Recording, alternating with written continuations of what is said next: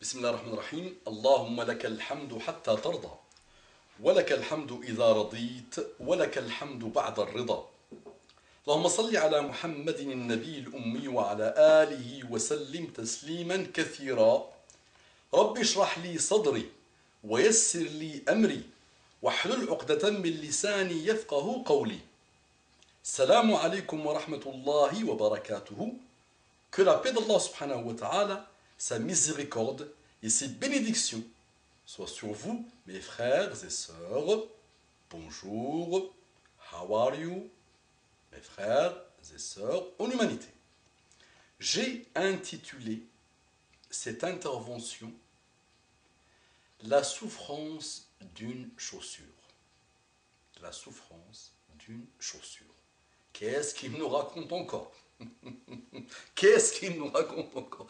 L'autre jour, il y a un qui m'a fait rire. Il a mis un commentaire sur une des vidéos que je poste, que j'ai fait. Et il a dit, mais il est bien pour la Jamal Academy, ou comment on appelle ça, la Jamal Academy. Vous savez, la Jamal Debbouze a créé une académie là, pour les comiques. Et il y a un qui a mis ça, parce que c'est vrai qu'il trouve ma façon de faire très très bizarroïde.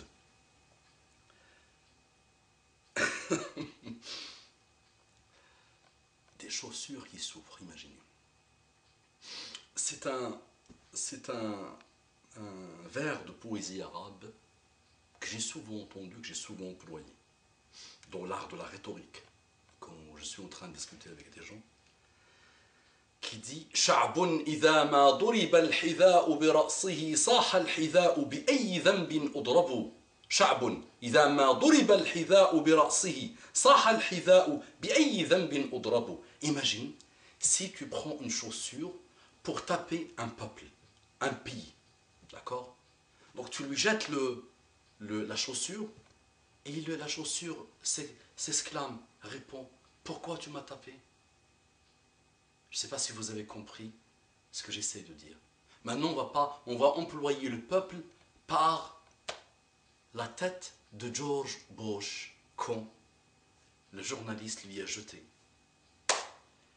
la chaussure sur son sale visage. Imaginez la souffrance de cette chaussure sur le trajet entre la main de celui qui a jeté. Que Allah lui donne le paradis.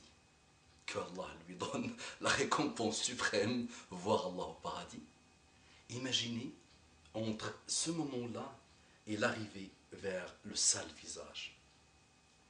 Combien de fois la chaussure a demandé qu'elle ne touche pas ce sale visage, parce qu'en touchant ce sale visage, c'est elle qui allait être tapée. Elle s'est exclamée peut-être, oh le journaliste, pourquoi tu m'as jeté sur ce visage? Pourquoi tu m'as tapé à ce point? Pourquoi tu as la haine contre moi à ce point? Pour que tu m'envoies sur un sale visage, sur un minable. Ce minable, si les singes parlaient, ils allaient vous dire que toute la race des singes est en train de réfléchir, est-ce qu'elle porte plainte ou pas? Qu'est-ce que je raconte encore? Vous savez, au début de Bush, avec son compagnon Ariel Sharon, que Dieu lui donne encore longue vie. Que Dieu lui donne encore une longue vie. Si Allah voit qu'il ne veut pas le guider. Si, c'est sûr, si bien sûr que Allah voit dans sa sagesse extrême, suprême, qu'il ne sera pas guidé. S'il ne sera pas guidé, donne ya Allah, donne-lui ya Allah une longue vie dans le commun avec toutes les souffrances inimaginables et inimaginables. Au début, quand il y avait ces deux, je ne peux pas dire singe, je ne peux pas dire khinzir, porc, je ne peux pas dire chien, je ne peux rien dire, parce que toutes les créations d'Allah subhanahu wa ta'ala glorifient Allah. Donc je peux dire les plus minables pour les traiter. Donc, les singes, comment ils vont porter plainte? Parce qu'à ce moment-là, où ces deux-là ont atteint l'apogée et le summum de l'injustice mondiale, quand ils ont massacré le monde, et surtout les musulmans, comme toujours aujourd'hui. Celui qui veut faire pipi, il le fait sur la tête des musulmans. Celui qui veut cracher un venin, il le fait sur la tête des musulmans. Et les musulmans, dormez, dormez. C'est que ceux qui dorment qui ont gagné. À ce moment-là de l'injustice suprême, on a vu sur Internet une photo qui va rappeler à chacun de vous des souvenirs de Bosch en singe et de Sharon en singe. Sharon gros, là, comme ça, avec un singe, et son petit bébé singe, Bosch. Mais les singes, s'ils pouvaient parler, ils auraient même porté plainte. Parce que comment on fait penser le monde, Bosch, comment on personnifie Bosch et Sharon dans les singes? En plus, c'est glorifier Allah. Comment? Celui qui a lancé cette photo, il fallait que tu réfléchisses, mon ami, il fallait que tu trouves autre chose. Il fallait que tu trouves une créature la plus laide possible, la plus minable, qui n'existe pas, une créature imaginaire, pour que tu la personnifies en Bosch et en Sharon.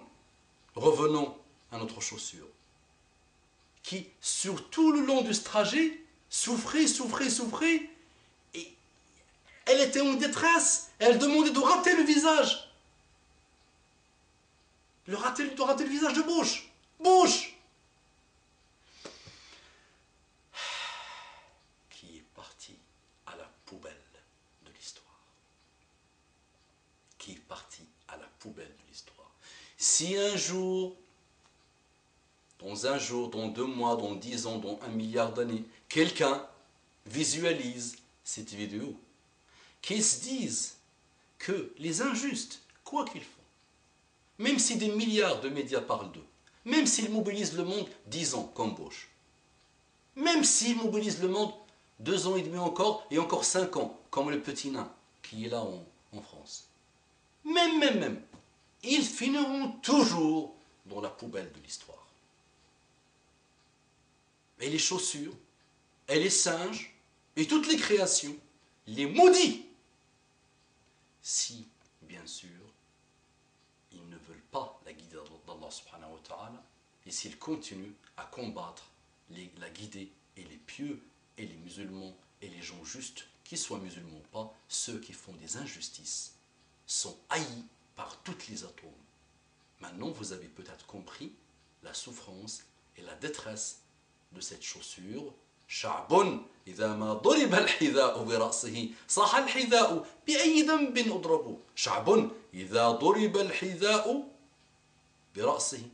Ou رأس Bosch, la tête de Bosch, si tu la tapes avec une chaussure, la chaussure s'exclame: pourquoi tu m'as tapé?